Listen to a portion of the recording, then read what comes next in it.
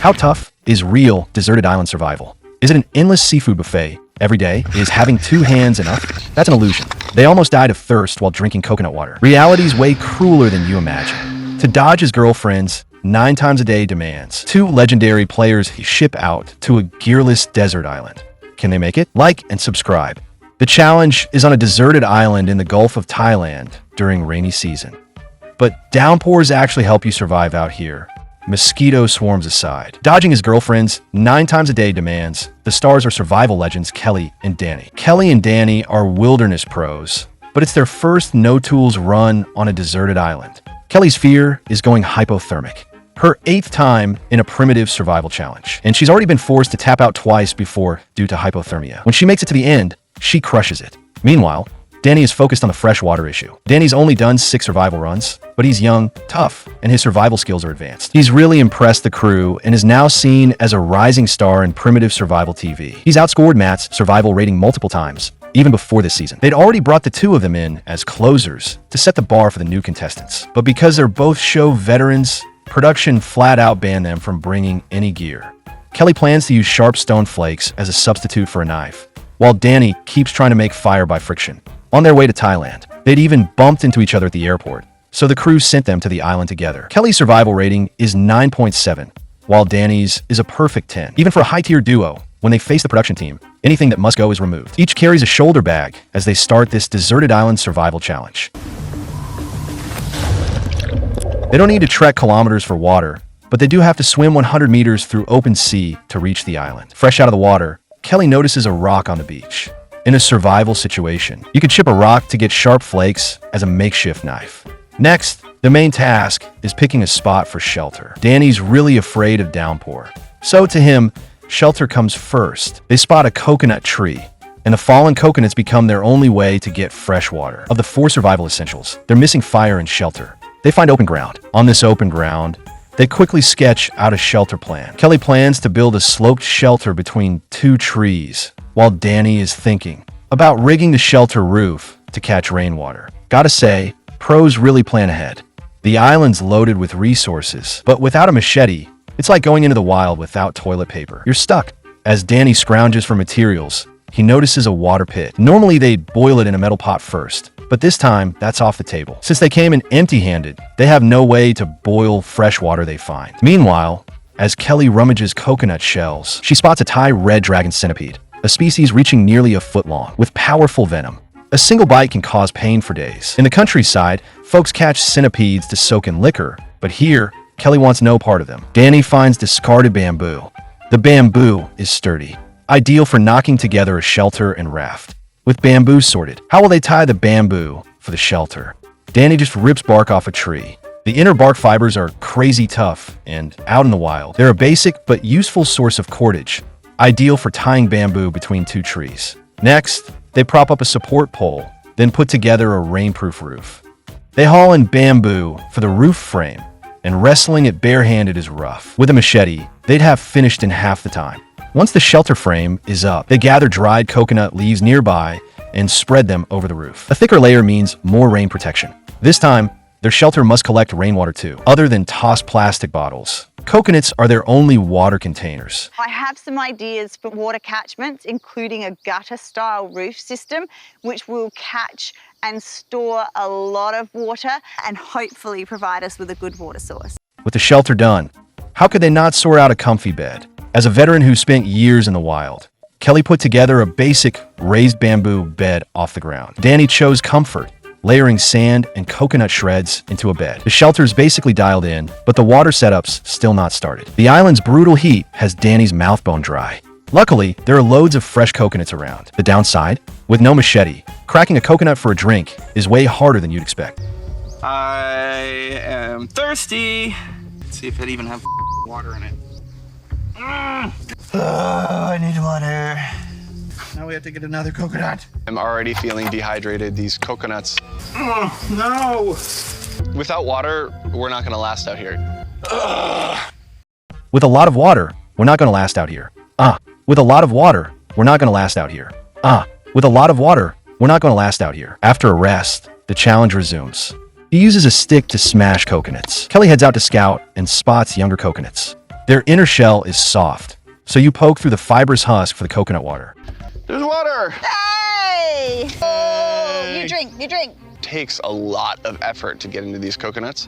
Taking my first sip of this water is amazing. Let me give you It's a filled quick with science bit here. electrolytes and other minerals, and obviously water, all these things that I really need. You can't just drink coconut water forever. It'll give you the runs, and it could be very, very unpleasant out here.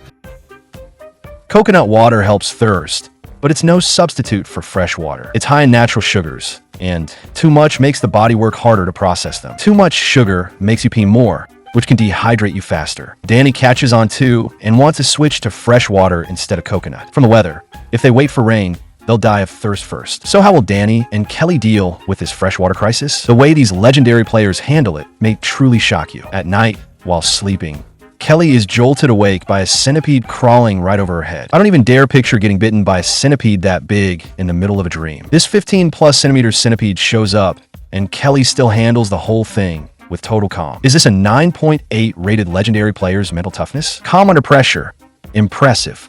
Day 2 dawns as they wake up. They feel dizzy, a mild symptom of dehydration. They're ringed by coconuts, but afraid to drink, and they must fix their water problem quickly. But if you want to build a rainwater collection system, using split bamboo as a rain gutter, channeling runoff into a bamboo tube for storage, putting together the setup. The first step is to split the bamboo, and without a knife, Danny crushes the bamboo, while Kelly uses a wooden stick to pry in half.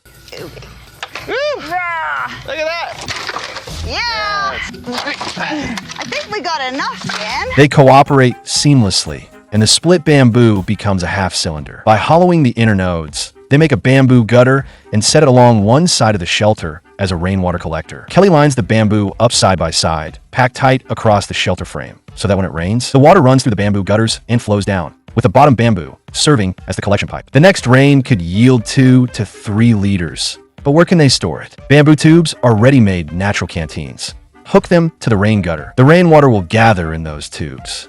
On this empty island, on this scorching deserted island, they're downing a coconut every 2 hours, praying for rain soon. By nightfall, Danny's head was pounding. Dehydration means less water in your body. Your blood volume goes down, and reduced blood flow causes ischemia in the brain. With less oxygen to the brain, it can set off tension headaches or dull pressure. If they don't fix this water crisis soon, we might be watching a legend go down. Each morning when she wakes up, despair washes over Kelly. Because the weather is sunny, 2 days of survival have passed, and they still haven't got a fire going. Kelly twists bark in a cord, building a bow drill. Friction fire is a classic fire method. In previous survival challenges, they had both tried friction fire. Even so, Danny still thought fire making was hard work. Once Kelly had the tools ready, she started trying to spark a flame. The bowstring whips the spindle, spinning in a small hole in the fireboard. Friction turns motion into heat, and the spindle touches the fireboard at a small point. The heat is concentrated. When friction temperature is high enough, charred wood dust forms on the fireboard surface and becomes the ember. But a roughly made hand drill in harsh conditions didn't work, so making fire turned out to be much harder than they'd imagined. Using the same type of wood for both spindle and board usually works best. I think we're going to need to go to strap because I can't get enough tension on it with... After the bow drill failed, they moved on to a second method, the strap drill. It works on the same principle, but needs 2 people in perfect sync. Keep that tension on it. A bit more weight on the bearing block. Since the spindle wasn't held upright, and Yake's grip wasn't ideal, they couldn't press hard enough, and when they added force, the spindle popped out. It wasn't straight, and the coconut cap bearing block isn't the best weight on it, and we couldn't even get any smoke. After working hard for over 10 minutes, they didn't see a wisp of smoke. Life's the same. We keep falling, facing hurdle after hurdle. Every knock and stumble reminds us that growing up is never easy. Life on a deserted island is tough, but effort builds the strength to spark hope. Danny suspected the issue was the tinder, so he chose to try a different kind. He tore open palm leaves and found some dry In tinder. between the palm fronds, if you pull apart the fishtail palm, there's this powdery material. Collect it and put a spark into it. It can hold the ember. These cotton-like fibers only need to catch a spark to ignite. Danny gathered this tinder and prepared to try a third fire-making method. The fire saw method, as the name suggests, is like sawing back and I've practiced forth to the create fire saw friction at home. and start You're a gonna move fire. that back and forth. Danny had practiced this method many times, but never succeeded. Bamboo contains silica and generates heat, perfect for the fire saw method.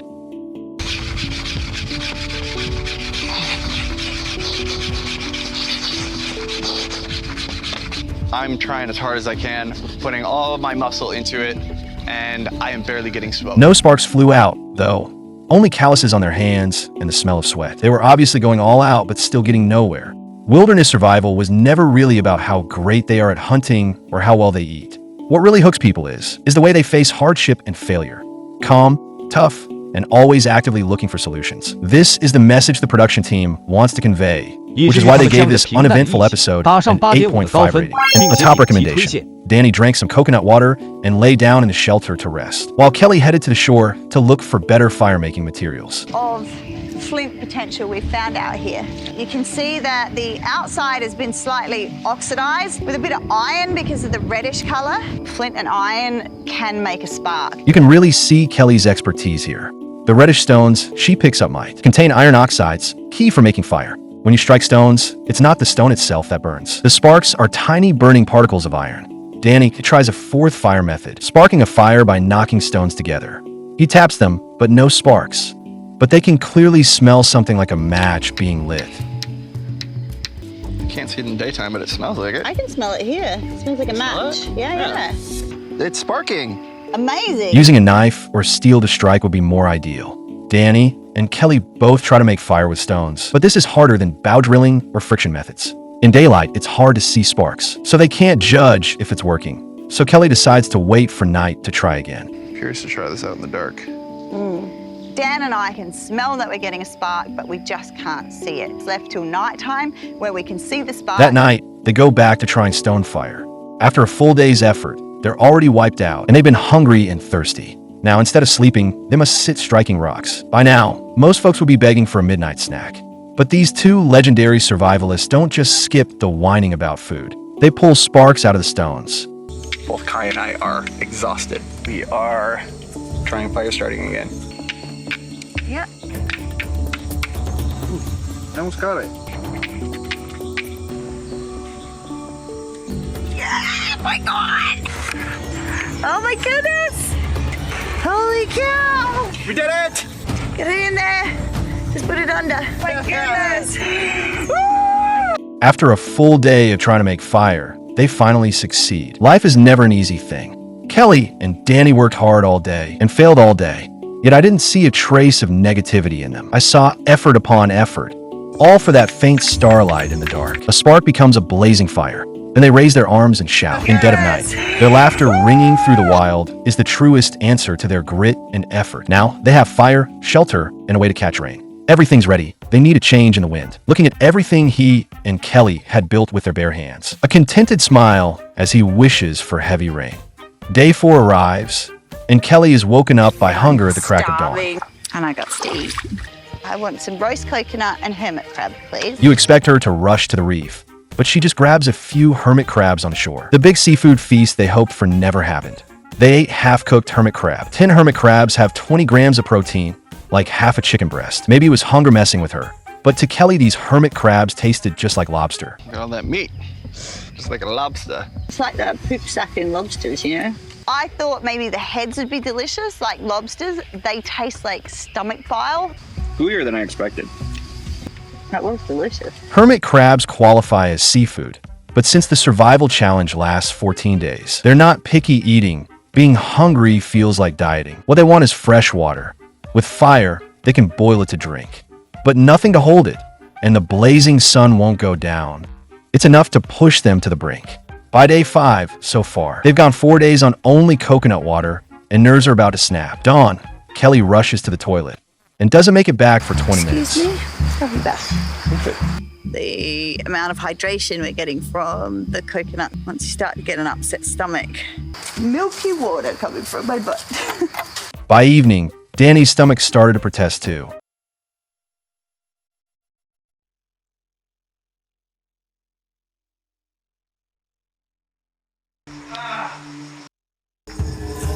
I just had one of the worst poop experiences of my entire life. Are you okay? Barely. Just, I swear, milky white, just like the coconut water. Out in the wild, your toilet problems come in two types. One is like when you have full-on explosive diarrhea, and the other is like the zhuang, all blocked up like a boulder jammed in a gate.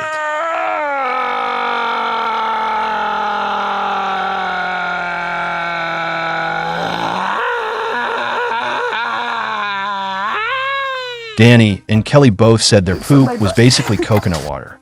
How come? Here's some science. If you drink coconut water, osmosis draws water into the intestines. That extra water turns their poop runny and dehydrates them even more. So when Danny and Kelly had diarrhea, why was so much coconut water coming out? Simply put, they just had way too much. We're on day 6 now. Yesterday, if they weren't on the toilet, they were heading there. They know they shouldn't drink more coconut water, but when thirst kicks in, they drink it. Right now, only a downpour can rescue them from the water crisis. And today's weather offers a hint of hope. Storm clouds are quickly rolling in. Before the rain hits, they hurry back to the puddle Danny found on day 1.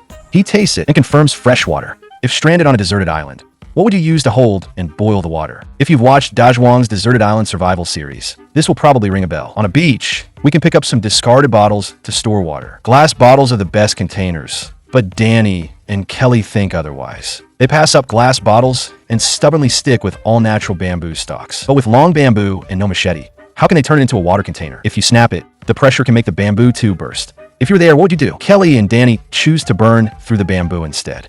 It's a clever move, but they have to carefully control the flame's heat, because beyond internal pressure, the bamboo might also crack open just from the intense heat. The gases inside the bamboo heat up and expand rapidly. They filled bamboo tubes with water and hung them over fire to boil the water. This way of boiling water is something I'd never seen before. Kelly thought they didn't need a full rolling boil. 70 degrees Celsius was enough to kill viruses. The bamboo's exterior was already burning, and as they turned the tubes to heat them evenly, obvious cracks began to form. Water began to seep out, and the bamboo gave way and leaked. The water wasn't boiling, so Danny took the bamboo off the fire. A cracked bamboo tube meant the whole day's work was wasted, leaving Kelly and Danny completely stumped. With their water problem still hanging, they might have to tap out anytime. Coconut water tasted sweet, but wrecked their guts. Fresh water was right there, yet no way to boil it safe. Their survival now hinged on a single container. Stuck on this empty island, they quieted down and rethought how to survive at night. The trees rustled, waking Danny. He realized the wind blew from the south. A heavy rainstorm came at midnight, the long-awaited downpour. The rain slanted down, every drop like a blessing from the sky. Finally raining! Raining for real now. That night, excitement kept them awake. Curled up in their rough shelter, they lay listening to rain pounding on the roof. Outside, the world roared to life. An unfamiliar peace settled over them. The rain hammered till dawn, and at first light, Kelly rushed out to inspect their rainwater setup. It's working! Yes! Deadly! I did it! On day 7 of island survival, they finally tasted clean water. Joy overflowed, and they started dancing. The downpour they'd waited a week for finally came. The rain soaked the dry earth and eased their worry. This wasn't life-saving water, but a payoff for persistence and patience. Their homemade rain catchment saved them. Danny and Kelly faced the freshwater crisis with hands-on action. By day 8, the bamboo tubes had stored enough rainwater, and whenever they were thirsty, they just poured it straight from the bamboo. Of the 4 essentials, only food was missing. After heavy rain, many crabs appeared on the beach. Danny used a stone to cut bamboo. Wanted to make a spear to hunt crabs. He split the end of the bamboo, made a tweak, and turned it into a spear. When the tide went out, Danny took the spear and foraged. Plenty of crabs were in the shallows, and he grabbed some. The sea foraging happened, but felt half-hearted. Those crabs were a meal, yet compared with Matt catching crocodiles and eating roast pork, it was worlds apart. You two really not into seafood, or what? That night on day 10, before bed, they took sips of water, then realized something was off, tossing and turning all night. After drinking, Kelly realized the water was off. The rainwater and dirty bamboo had started to spoil. They fixed the freshwater problem and had a day's rest. And now they were in trouble again because of water. More importantly, tomorrow they had to start planning and building a bamboo raft to get off the island. And that would be brutally hard work. With no fresh water, how could they last a day 14 and reach extraction? By day 11, they planned to build the raft. They were out of water, and drinking tainted rainwater could be deadly. Danny's counting on one more downpour to get them through this crisis. But time is tight, and building the raft is as important as fixing water issue. Danny draws up the raft shape, and with the waves so big, he decides they need stabilizers at both ends. Building the raft isn't hard. With a machete and some rope, They could probably finish it in a few hours. Without a machete, though, they have to waste a lot of time just burning through the bamboo to cut it. And they don't get the materials together until after 3. Then they just use strips of bark to tie all the bamboo poles tight. The raft is finished faster than expected. Now we just wait for day 14. On day 12, the sky is completely clear, and it seems there'll be no rain before they leave, but they still try boiling water in bamboo again. They've tried this method before, and it was a failure. They don't seem to realize they could use glass bottles from the beach to boil water. I'm not saying they lack survival skills, but in some ways they still fall short of Dijon. When they set the bamboo tube over the fire, the flames are weaker than before. Once the bamboo starts to crack and leak, Kelly hears a bubbling sound. Once they check, they find the water already boiling and pour it out. This is the first successful batch of boiled freshwater. In theory, they can keep using the method. So you could say the freshwater crisis is basically handled. Cut to day 14. It's evacuation day. Before they go, they douse the fire, haul bamboo, raft to the water, and take 2 coconuts as supplies. Kelly and Danny must paddle the raft 4.8 kilometers over open sea. Far from shore, the waves grow higher and the wind picks up, making the long trip dangerous. They leave on their bamboo raft and hit deep water an hour later. Here, the wind picks up and their progress is slow. After roasting in the blazing sun for over 2 hours, they finally reach the extraction point. They've seen us! They're waving! We're coming through! Thank you! In this deserted island survival challenge, Danny and Kelly have shown survival skills that are 3 or 4 stories high. From hand-built shelter to a smart rainwater system, trying ways to live off the land. Their persistence and effort in face of hardship really made me feel that this is how life should be. No matter how harsh things get, we shouldn't give up. My regret is that we never got to see the shoreline foraging I wanted or that seafood freedom, and they never resolved the freshwater crisis, leaving a cliffhanger. It's precisely these flaws that make the whole challenge feel real and show us whether in life or the wild, effort matters, not perfect results, but in simply keeping at it. Okay. That's it for today's episode. Don't forget to like and subscribe for more wilderness survival videos.